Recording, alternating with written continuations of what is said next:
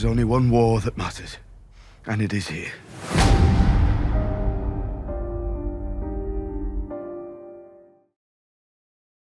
Hey everybody, party in the Dragon Pit, it's finale time, so let's break this down. But obviously there are several other storylines they have to wrap up. There's the stuff in Winterfell, there's the Night King, what he did with Viserion at the end of last week's episode, and then they have to sort of tease what's going to be happening next season. They've implied that it won't be as much of a cliffhanger, but that depends on what you define as a cliffhanger. It's always going to be some WTF moment to end the season, so technically it's always a cliffhanger, but I think they're talking about no cliffhangers as in wondering whether or not a character like Jon Snow is going to be alive. But there's a whole bunch of stuff happening in the next couple of weeks, and at the end of the video, I'll start to explain what the bonus video schedule is going to be during the off season, as well as what's going to happen when the books drop next year. And if you didn't see the video I posted about it a couple days ago, we might actually get Season 8 sooner than we thought before, so I'll try to explain all that after we get through the footage. So starting with the King's Landing stuff, you just see Daenerys bring all of her guns and her remaining 2 nuclear weapons to bear as they meet in the Dragon Pit. So they've been very obvious about the direction they're headed. They want everybody to come together. Jon Snow even has that line where he says, there's only one war that matters, and it's here. As in, the Night King is literally on our doorstep. Time to get our shit together, but the reason why they're rolling up in formation here with her entire army, we even got the Unsullied back from Casterly Rock. They must have sent a raven between now and then. You just have to assume there's a couple weeks between this moment on the boat at the end of the episode and this moment here in the Dragon Pit. Is a visual way for them to convey to us what things will look like if they go off the rails. Like, look, we have all these people here, we can turn this into a bloodbath, as well as convey that to Cersei too. Look at everything we have. I still have 2 dragons, even though I'm assuming that she's constructed 1 or 2 new scorpions by now. We might not see those. But because Cersei's a master at throwing shade, I wouldn't be surprised if she taunts Daenerys with one of her dead dragons, or the one that they were able to wound and take down. I'm assuming she'll see them roll up with their forces and notice that she's missing one of the dragons because she knows that Daenerys has 3. So that's probably why Tyrion had that line in the last episode where he said, don't let her goad you into doing something reckless. If they attack you, then we can burn them to the ground. So just look at Cersei's face here, like she's very calculated, even though she's really excited to have this baby and she has something to live for now, there's a chance that she'll agree with Daenerys. Everyone around her is hoping that she'll listen to reason, but she's really the wild card in this situation because Daenerys has finally come around on Jon Snow, like he's agreed to bend the knee. Jaime's seeming more sensible, so if it seems like everybody is going to see the light of day, oh my god, there's a white, we need to come together, then obviously something's going to happen to throw it off the rails. But you guys can let me know what you think it is that Cersei does to completely try to destroy this plan, because I think that's the direction we're headed. And that doesn't even get into all the history and the lore of the Dragon Pit. There's so much going on in this scene here, even if you're not thinking about the plot. So we've had a bunch of different looks of King's Landing, but we've never seen the part of it where the Dragon Pit is. Like, they always film it from this side. So like Cersei in season 6, when she's watching the Great Sept blow up, if she were to turn her head a little bit to the right, she would actually see this. So it's been there this whole time. It's just that we haven't been to that part of King's Landing before. The really cool Easter egg here, though, is that Cersei, like she blew up the Great Sept to destroy her enemies, the same thing happened when the Dragon Pit was constructed. There used to be a sept there called the Sept of Remembrance, but there was a faith militant uprising. Maegor the Cruel took Balerion the Black Dread and pulled a Cersei, blew it up, and in its place built the Dragon Pit.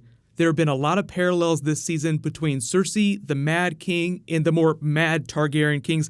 Maegor the Cruel is just another person that Cersei is emulating with the things that she's doing and the thought process that she's going through right now. So we're seeing the slow descent of Cersei. So this all seems like a season 8 thing, because kind of like the Night King, she's been atmospherically bad this season. Like, she's done a couple bad things, but aside from revenge on the Sand Snakes, they're just kind of stringing it along like, hey, maybe she'll turn a corner now that she thinks she's pregnant again. This baby might redeem her a little bit. The reason why I don't think that's going to happen is because of all these parallels to Maegor the Cruel and the Mad King, and the idea that the writers of the show and the producers would favor a human villain just as much as they would favor someone like the Night King. Like, Lena Headey is a fantastic actress, so even if you're not happy about the way they've changed Cersei's character, that's mostly in the name of her just being so fantastic compared to a lot of the other actors. So that's one of the big problems with the show, is that you have like a really minor character that isn't that big in the books, but they might have amazing chemistry with other characters, so they find ways to include them that they weren't in the books. Like Sir Davos got a big upgrade because Liam Cunningham is fantastic. Last time I was here, I killed my father with a crossbow. Last time I was here, you killed my son with wildfire. So hopefully that answers some questions about why they're changing Cersei's character so much. But once we get the episode and we see what she actually does, maybe she does something to throw things off the rails, then we can talk about how she might be the ultimate villain of Season 8 instead of the Night King. The Night King will always be a really big villain, but he's just the personification of death. Death is coming for everyone. Cersei's a more traditional villain. So speaking of villain misdirects, going up to the Winterfell plot, so we have Littlefinger, Sansa, Bran, and Arya. They're all colliding, even though Bran seems like more of a passive participant in this. I feel like a lot of this Sansa-Arya dynamic would have been made better by Bran's presence, if they would have just briefly touched on him, because he's like the one thing that can tie this all together and make Arya and Sansa realize that what they're doing is complete bullshit.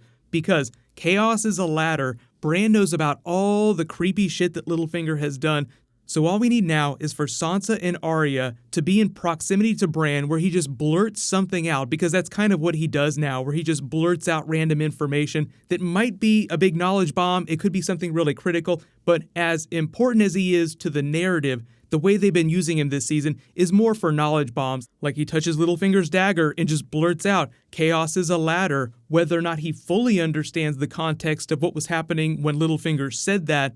So I'm expecting a scene with all three of them where Bran blurts something out and then they sort of talk him through one of his visions as he crystallizes his information on Littlefinger, and then they use that to go against him. Like, okay, Littlefinger needs to die.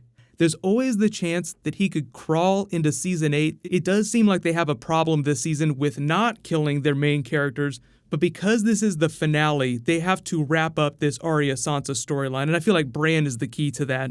So as for the Night King, everybody's talking about what's going on with him. Is he going to break south of the wall? I feel like they're going to end on a moment with the wall coming down.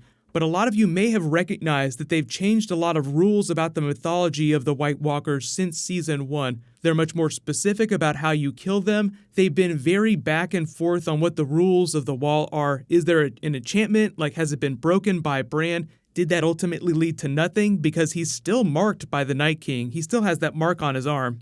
So now that he has undead Viserion, he might try to fly over it or bring part of it down. He has to get his army through, so even if he could fly over, he would still have to bring part of the wall down. But a lot of times when there's a big mythology twist like that, like what are the rules? How come he can melt the wall now? In the past, they've used the previously on at the beginning of episodes, like remember all these scenes from previous episodes for big plot points. So I wouldn't be surprised if there's some sort of Bran plot point from episode 5 or when he gets touched by the Night King that they include in that, just to let you know that he was able to break the enchantment on the weirwood, and that also probably has something to do with breaking the enchantment on the wall, which is probably how they got this white that they have in the box in the dragon pit through the wall. Otherwise, it might have just crumbled to dust as they were passing through the gate at Eastwatch.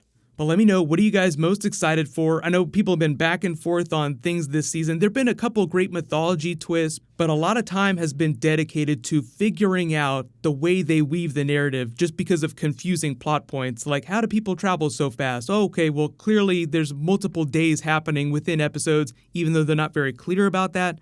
But the really good news about Season 8 is they're going to start filming in October, which is just a little bit after they started filming Season 7 last year, meaning that there is a good chance that they can get episodes out by next summer, so we won't have to wait till 2019 anymore. But what'll happen is I'm posting bonus videos in the off season. I'll just do updates if we have new information about what's going on, what they're filming, what their schedule is going to be. So if you didn't know, I do weekly Game of Thrones even when it's not in season. And most of those just wind up being things that you guys are really curious about or things you want to learn more about. Next year, we potentially have 2 new A Song of Ice and Fire books being released, Winds of Winter and Fire and Blood. So I'll do videos for those 2 when they drop. So if there are really specific videos that you guys want me to do during the off season after the finale, just let me know in the comments. But what I might do is a video later this week on the new 3 heads of the dragon, because the prophecy has had a big twist recently. Maybe something about Daenerys and why she believes that she's barren, and the prophecy about how her womb might quicken again.